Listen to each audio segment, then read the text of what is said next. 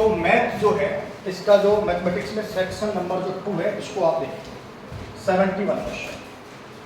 अपने को जो P जो है उसके जो कोऑर्डिनेट गिवन है वो अपने को गिवन है कितने, बोलो x, y, और F1 और F2 अपने पास में दो उसके फोकस दे रखे वो भी अपने पास में गिवन। तो वो पूछ रहा कि 16x² प्लस के 25y² इक्वल टू में 400 देन Pf1 प्लस के Pf2। वैसे तो ये हमने आपको बताया हुआ था कि यदि मान लीजिए अपने पास में एलिप्स है, एक एलिप्स हमने मान लिया, ये एक एलिप्स हमने बना दिया यहाँ पर, और इस एलिप्स के अंदर कोई भी तुम्हारे पास पॉइंट है, एनी पॉइंट मान लीजिए, एनी पॉइंट मान लीजिए P, अपने पास कोई P पॉइंट यहाँ पर है और इसके जो कोऑर्डिनेट है x, y उसने दिया हुआ है। यहाँ पर इसके पास में F1 है, यहाँ पर अपने पास में F2 है।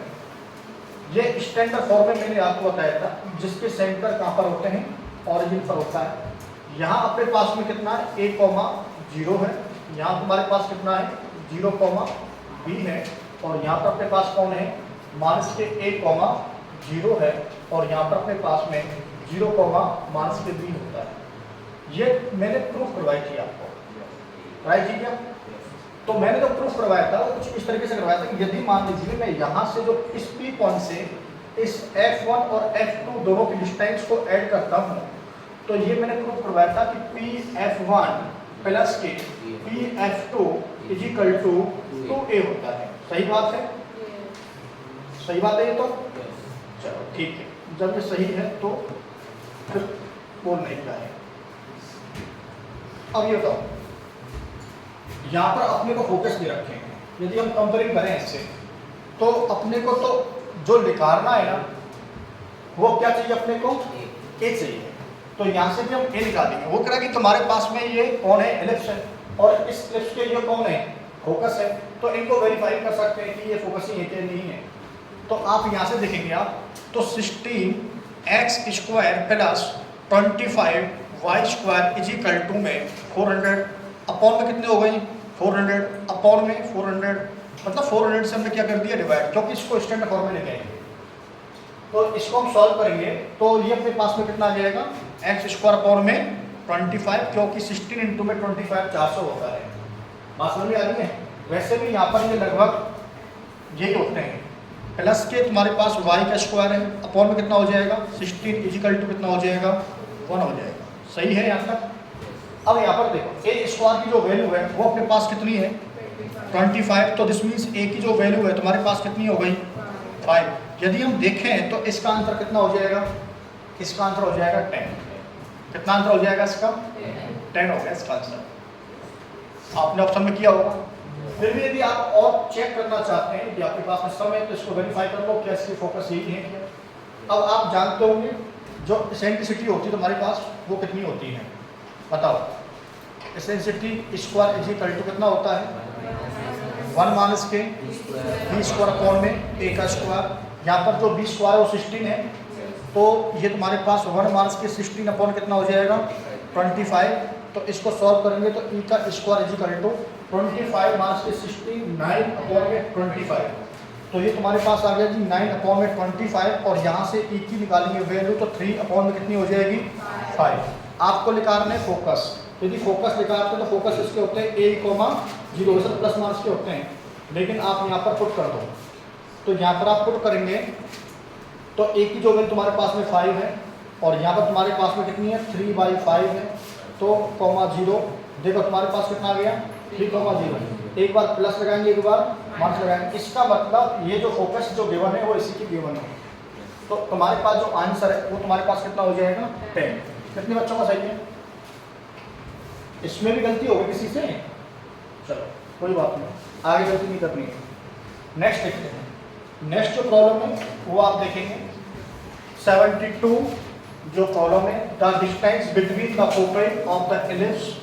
अब देखिए ये आपको हमने बताया था कि जब तुम्हारे पास कोई स्टैंडर्ड फॉर्म होती है, मान लीजिए तुम्हारे पास में x² अपॉन में a का स्क्वायर है प्लस y² अपॉन में b का स्क्वायर है इज इक्वल टू में 1 है, तो जो डिस्टेंस बिटवीन जो फोकस होती है वो तुम्हारे पास कितनी होती है 2a ही होती है। याद है? नहीं है? अब देखो यहाँ पर नहीं है तो आप इसको एलिप्स बना लेंगे। यदि आपने एक एलिप्स बनाया है और यहाँ पर आप देखेंगे जो फोकस तुम्हारे पास में है वो आप फोकस लिख दो। ये तुम्हारे पास में फोकस आप लिखेंगे तो दोनों फोकस लिखेंगे तो अपने पास में एक ही आ जाएगा, एक ही आ जाएगा। इसको मान लिया F1, इसको मान लिया आपने F2। तो ये तुम्हारे पास कितना होता है A, 0 और ये तुम्हारे पास कितना होता है, तो सेंटर पॉइंट से डिस्टेंस तुम्हारे पास कितनी है A और इधर भी कितनी है A, तो तुम्हारे पास कितनी हो जाएगी 2AE। तो आपको जो रिक्वायरमेंट है वो किसकी रिक्वायरमेंट है, A की और E की। यदि A और E मिल जाए तो हमारा काम बन जाएगा, यदि ये इस वाली फॉर्म में हुई तो। अदरवाइज फिर वो चेंज करना पड़ेगा, फिर वहाँ पर कितना हो जाएगा 0, B होता है, बस इतना सा आपको फर्क पड़ेगा। अब देखो 3x² है, सोल्यूशन कर रहे हैं इसको, 3x² है प्लस के अपने पास में 4y² है इजिकल टू में कितना है 48 है।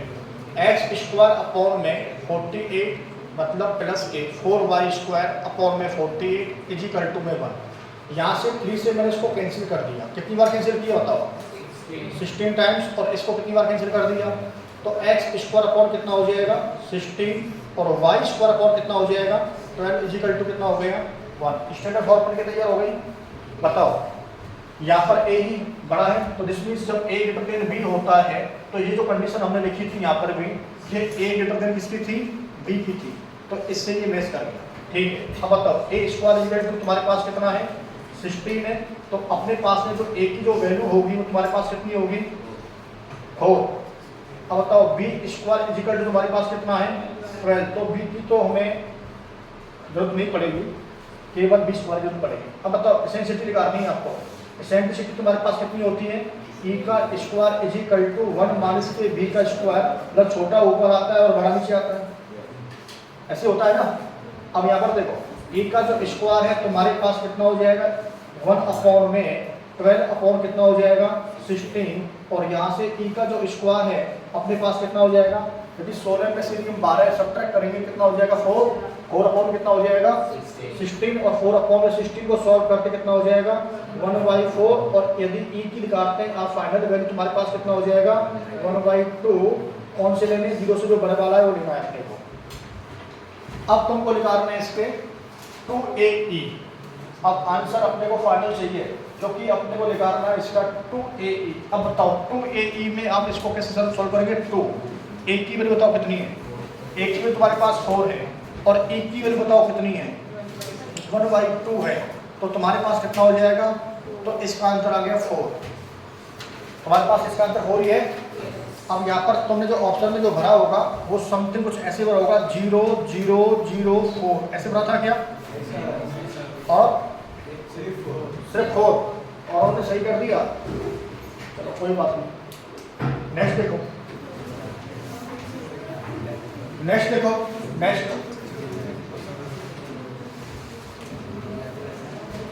बात नहीं बेटा, लास्ट में एक तो डेटा है यहाँ बात कर रहे हैं, उसमें देख के बताते हैं उसको, है ना। यहाँ पर देखो the distance between the foci of an ellipse is 16। आपको क्या गिवन है, क्वेश्चन पहले आप पढ़िए, distance between the foci of an ellipse is 16। आपको अब की बार जो दिया हुआ है उसमें जो दो फोकस हैं अपने पास में और उनके बीच की डिस्टेंस दे रखी है कितनी 16। इसका मतलब या तो आपको 2AE दे रखी है या फिर आपको 2BE दे रखी है, वो डिपेंड करेगा कौन सा उसमें करना है। अपने पास में एंड एसेंट्रिसिटी जो है 1/2 है, length of the major axis of the ellipse, ये अपने को गिवन है। तो मेजर एक्सिस निकालनी है तो आप किसी को भी मान सकते हैं, दोनों से आंसर सेम है। अब मान लीजिए अपने पास में ये हमने स्टैंडर्ड फॉर्म मान ली, x² अपॉन में a का स्क्वायर प्लस y² अपॉन में b का स्क्वायर इजिकल टू 1, और यहाँ पर तुम्हारे पास 2AE, ये तुम्हारे पास में जो डिस्टेंस बिटवीन द फोकल यही होता है। उसने पूछी क्या है आपको मेजर एक्सिस, तो मेजर एक्सिस जो पूछी है तो तुमको जो आंसर निकालना है वो कितना निकालना है, ये गिवन अपने पास में, ये तुम्हारे पास 16 गिवन है, और अपने को जो निकालना है वो निकालना मेजर एक्सिस। तो मेजर जो एक्सिस होती है वो तुम्हारे पास कितनी होती है 2A। तो सबसे पहले जो गिवन है वो आप लिख लेंगे और जो वो पूछ रहा है वो आपने लिख लिया। आपको गिवन क्या है, 2a आपको गिवन है और 2a आपसे पूछ रहा है। अब ये बताओ, अब तो ये हो गया, आपको गिवन क्या है, एक पॉइंट और भी गिवन है जो कि e की वैल्यू है, कितनी दे रखी है आपको 1/2। जब आपको ये दिया हुआ है तो यहाँ से आप a की वैल्यू निकाल सकते हैं क्या, बताओ। 2a इजिकल टू 16 है, तो a इजिकल टू कितना हो गया 8, तो a अपॉन में 8 अपॉन कितने हो गए e, और e की वैल्यू तुम्हारे पास कितनी है 1/2, तो तुम्हारे पास 1/2 ये हो जाएगा, तो a की वैल्यू तुम्हारे पास कितनी आ गई 16। सही है क्या, सही है। और देखो यदि समझ में ऐसे नहीं आया तो ऐसे समझ लो, तो यहाँ पर तुम्हारे पास a इजिकल टू कितना 8 है, तो a इंटू में कितना हो जाएगा 1/2, 8, तो a इजिकल टू कितना आ गया 16। अब तो ठीक है, अब जो भी तुम्हें करना उसे कर सकते। अब आपको निकालना क्या है 2a, तो 2a इजिकल टू कितना आ गया 32, बताओ आंसर में है। तो इस तरीके से आप इसको सॉल्व कर सकते हैं।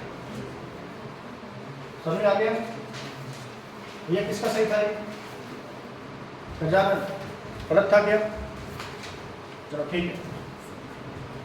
तो पेपर तो इजी हुआ था आपका। चलो नेक्स्ट देखते हैं। नेक्स्ट अपने पास में ये क्वेश्चन है,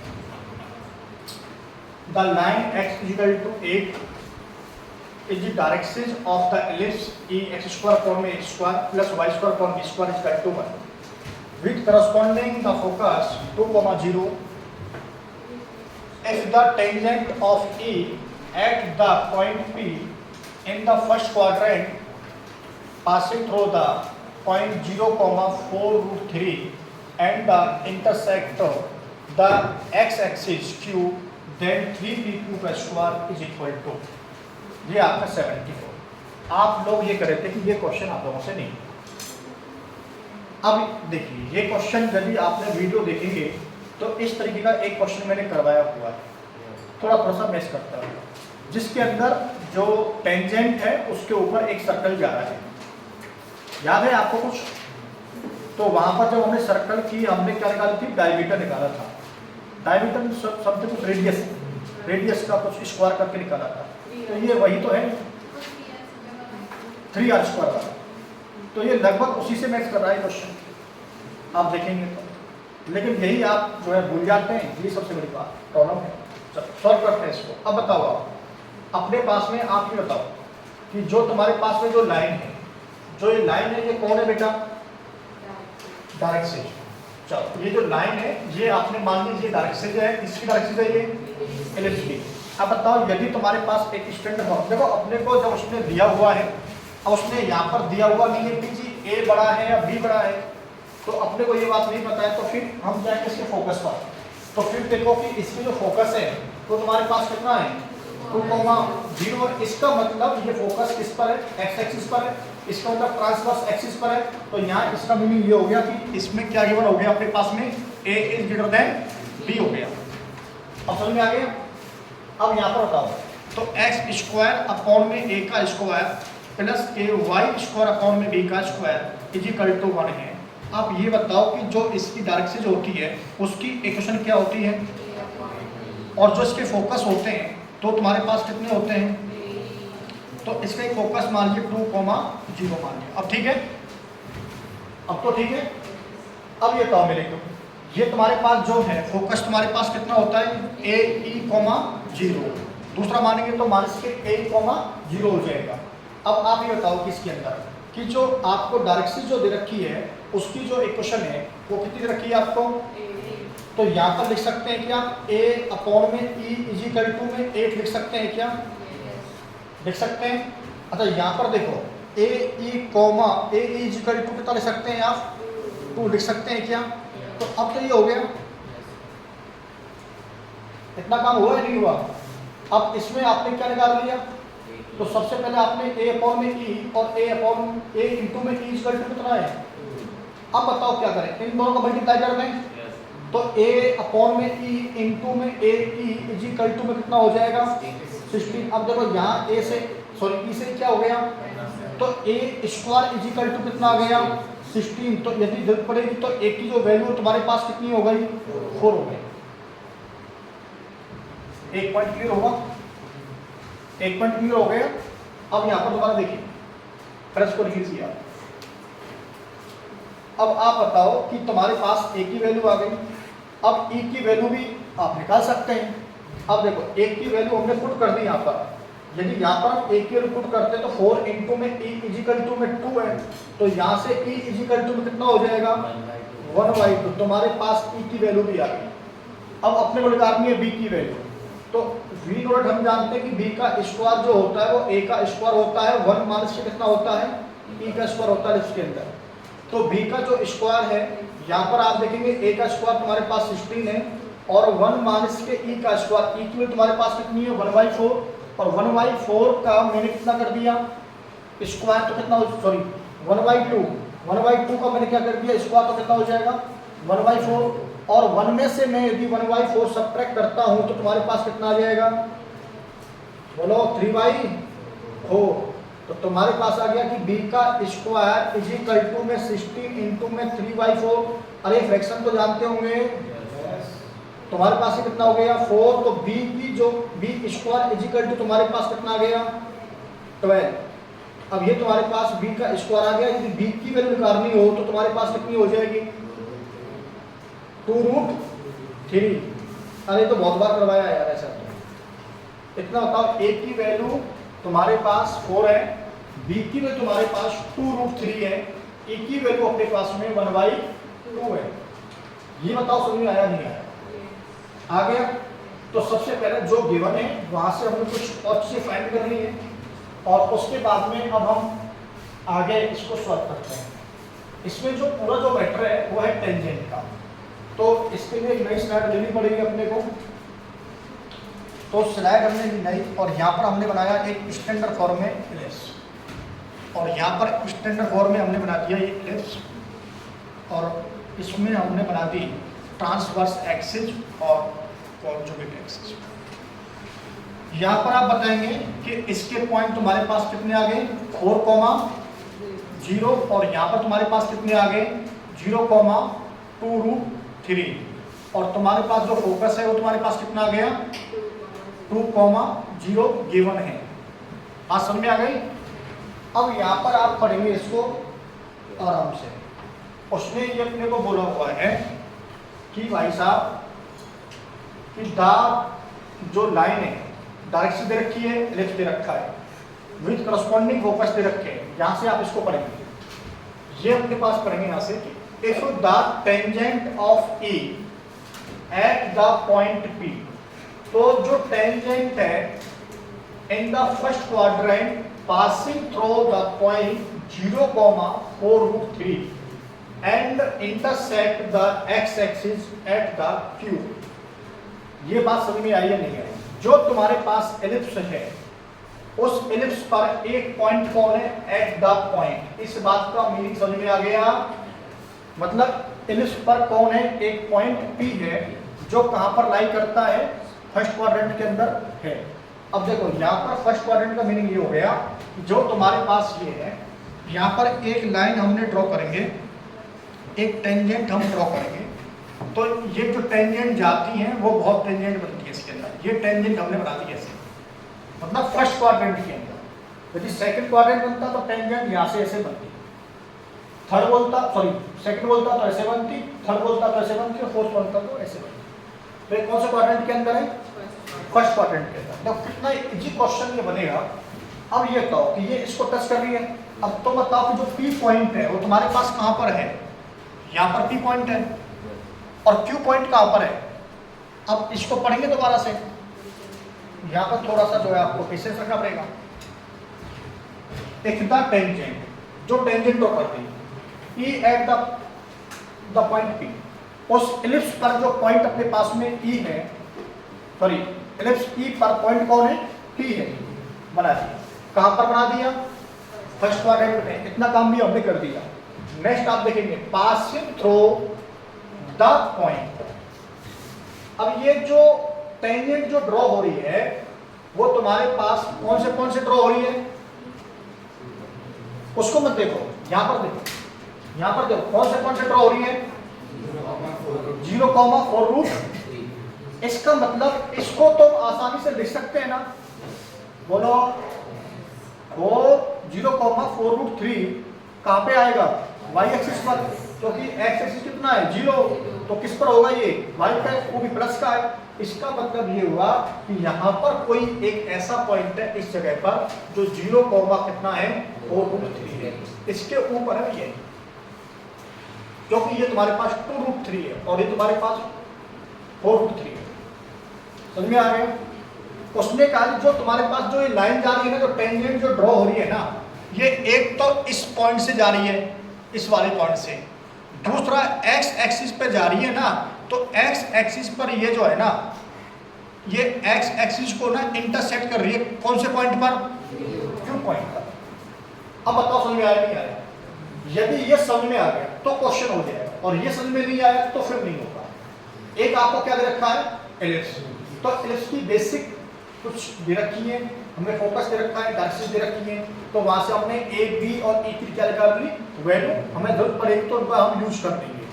दूसरी बात तो बताओ कि यहाँ से उसने एक टेंजेंट ड्रॉ करी है, वो क्या कि तुम्हारे पास जो एलिप्स है उसके ऊपर एक पॉइंट P है, और जो P पॉइंट से एक टेंजेंट जा रही है, वो टेंजेंट कौन से पॉइंट से जा रही है, एक तो 0,4 से, तो ये तो हम क्लियर समझ में आ गई कि किसका पॉइंट y एक्सिस पर पॉजिटिव साइड में, ठीक है ना। और तुम्हारे पास उसने दूसरी बात हमने बता दी कि ये Q पॉइंट है जो किसको इंटरसेक्ट कर रहा है, x एक्सिस को क्या कर रहा है, इंटरसेक्ट कर रहा है। तो जो x एक्सिस को इंटरसेक्ट कर रहा है, तो यहाँ पर तुम्हारे पास y कितना हो जाएगा, तो हमें किसकी वैल्यू चाहिए, बात समझ में आ गई। यदि हमें Q के कोऑर्डिनेट मिल जाए, ये पहला वाला कोऑर्डिनेट, सेकंड तो अपने को पता है, तो डिस्टेंस बिटवीन 2 पॉइंट्स लगा देंगे, उसमें 3 का मल्टीप्लाई कर देंगे, यही है ना, और उसका क्या कर देंगे हम, स्क्वायर कर देंगे। अरे यही तो पूछ रहा है, कहां पर है, ये देखो पी क्यू गिवन है ना अपने पास में, और पी क्यू में कितने का मल्टीप्लाई करना है, 3 का, उसका क्या करना है, स्क्वायर। बात समझ में आ गई। तो अपने लिए जो इंपॉर्टेंट जो बात है ना, वो क्या है, अपने लिए इंपॉर्टेंट बात ये कि एक तो अपने पास में पी की वैल्यू आनी चाहिए, इसकी वैल्यू, पी की वैल्यू, और किसकी वैल्यू आनी चाहिए, क्यू की वैल्यू। यदि पी के और क्यू के भी पॉइंट के कोऑर्डिनेट मिल जाए हमें, तो डिस्टेंस फार्मूला हम यूज करेंगे, हम इसका क्या निकाल देंगे, आंसर निकाल देंगे। अब बताओ आधा काम तो हो गया तुम्हारा।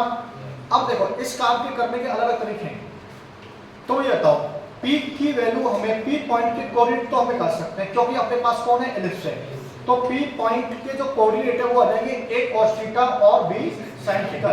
क्लियर है ना। a की जो वैल्यू है वो हमें पता है कितनी है, बताओ a की तुम्हारे पास कितनी है, हो रहा है ना, देख लेना कितना हो जाए, और b की जो वैल्यू तुम्हारे पास कितनी है, 2√3। अब तो समझ में आ गया।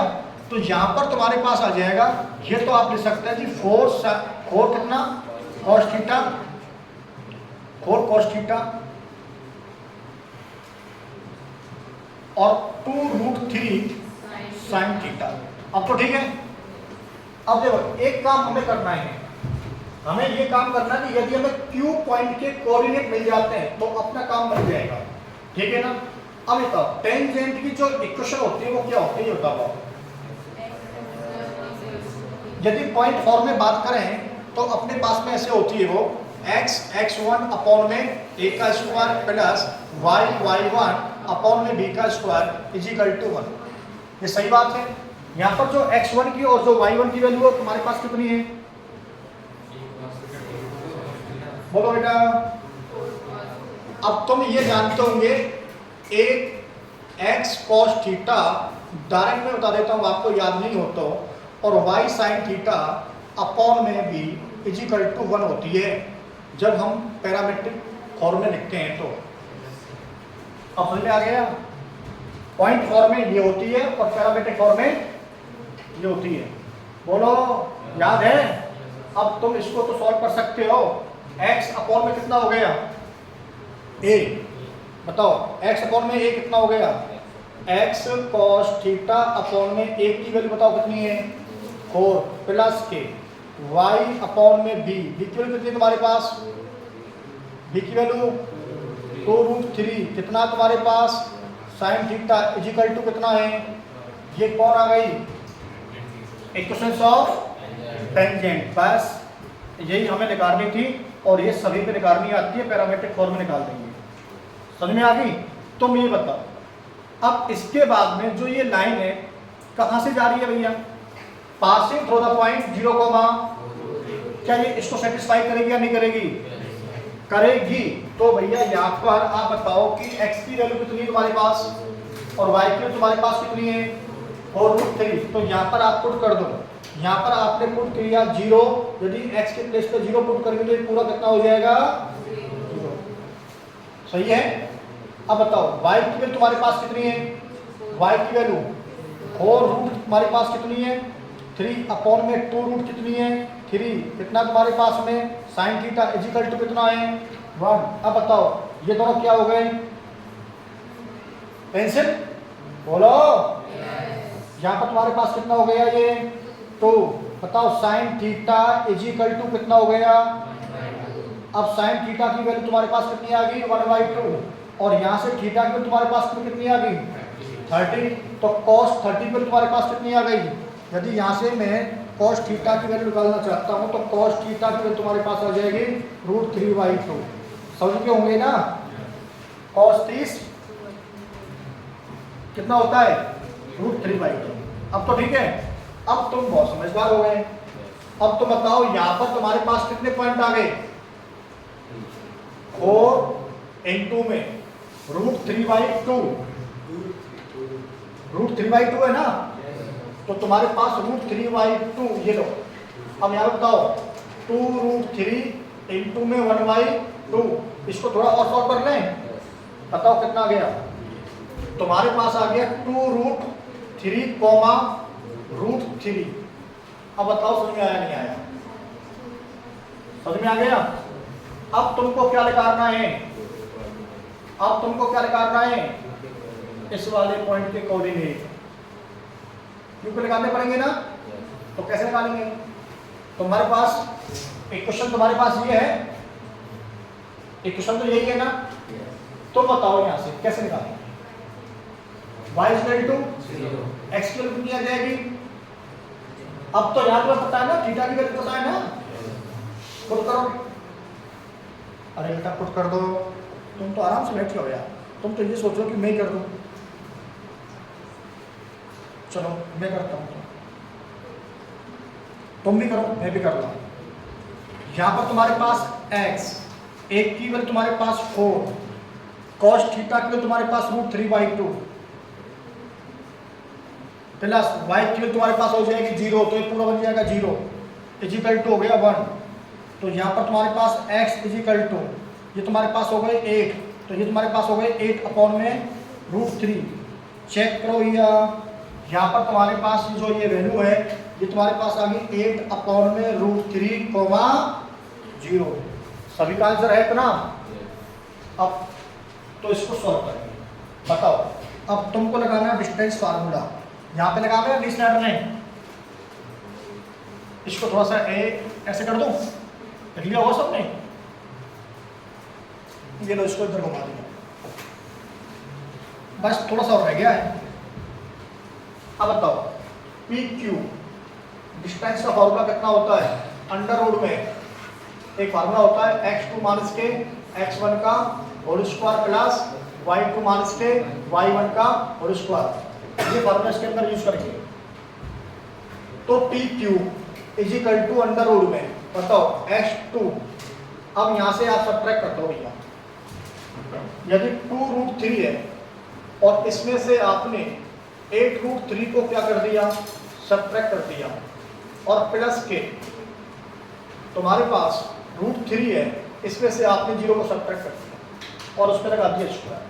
अब ठीक है, अब ये देखो यहाँ पर इसके फॉर्मूले में कितना लिखूँ बेटा, 1 लिख सकता हूँ क्या। अब ये सोल्यूशन करना नहीं आता होगा बहुत अच्छों से, तो सिखा देता हूँ मैं आपको। यहाँ पर तुम्हारे पास हो गया √3, ये आपने ले लिया एलसीएम।